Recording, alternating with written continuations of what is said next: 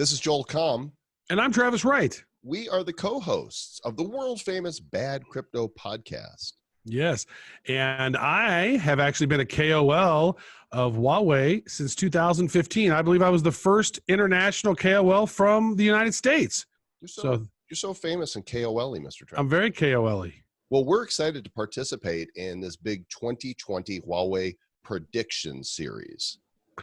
Yeah, so it's always really interesting to try to make predictions because typically predictions don't work out, but we've seen a lot of innovations in blockchain. We're starting to see more phones and more devices actually have blockchain capabilities and have hard wallets sort of stored into them. And we're starting to see a lot of countries and a lot of different opportunities popping up around blockchain.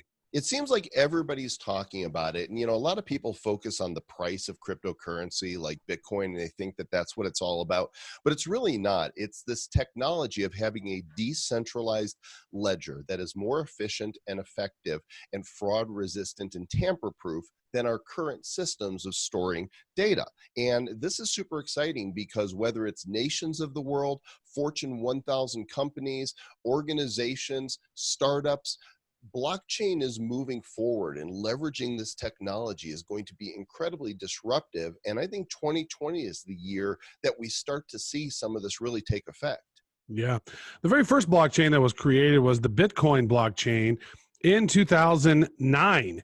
And, so now this thing is now 11 years old, and it's been doing what it's been doing for a long time. Now, I know in China, it's been on and off about blockchain. Is blockchain good? Is blockchain bad? I know that currently, they're very bullish on blockchain over there, and a lot of stuff is happening in China around blockchain. Now, what's interesting about the industry as a whole is when China makes some official sort of things, like it impacts the market in a lot of different ways. So like in 2017, when China banned cryptocurrencies and blockchain really from happening, it was interesting to sort of watch, and then the price kind of did and then it still took off. So it's not dependent upon any country liking Bitcoin or blockchain. It just is its own beast. It's pretty much unstoppable.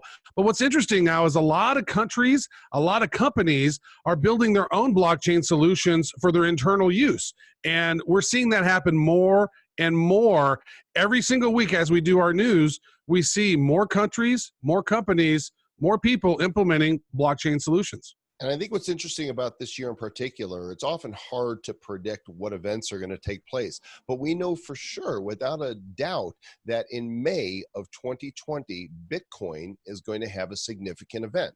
For the third time in Bitcoin history, this happens about once every 4 years, Bitcoin is going to go through what they call a halving.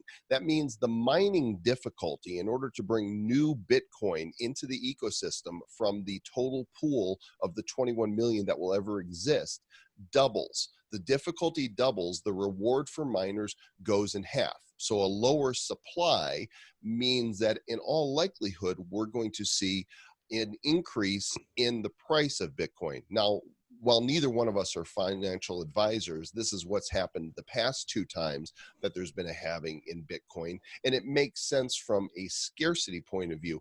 And the prediction here is because of this halving event that is going to happen in early May, the media around the world are going to be talking about Bitcoin a lot more. And usually that type of coverage drives fear of missing out, and people start buying into the crypto marketplace once again. So my prediction is that we're going to see perhaps an all-time high for the price of Bitcoin in 2020. Yeah. Well, we're already seeing all-time volumes, which is more Bitcoin being traded. We're also seeing the highest hash power of all time, the most difficulty that it's ever been to actually mine Bitcoin. Now, as Joel referenced on I believe it's May 9th, 2020 is where it's set up to do that halving. And what's going to happen at that point is the difficulty is going to get even harder. And so it's no longer easy to mine Bitcoin.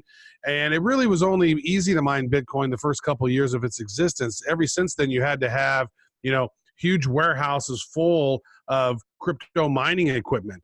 And that is still the case. It has become a serious arms race worldwide around who can have the most equipment to, harness the most hash power to be able to mine.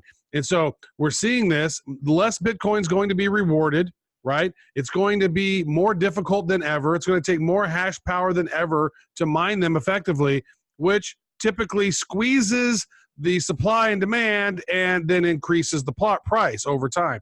So again, we are not financial advisors, but we've been in this space now for almost 3 years, and we've seen a lot of stuff happen. And one of the things that we do know is that when these halvenings have happened historically, the price goes boom.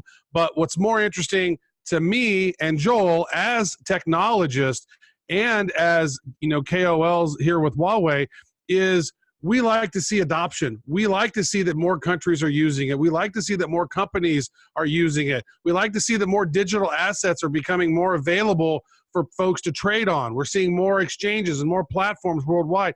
We're seeing more on and off ramps for people to be able to use regular money, their paper money, into buying digital assets. We're seeing more and more adoption every single month. More cool new things are happening. So, based on that, we can only assume that's going to continue.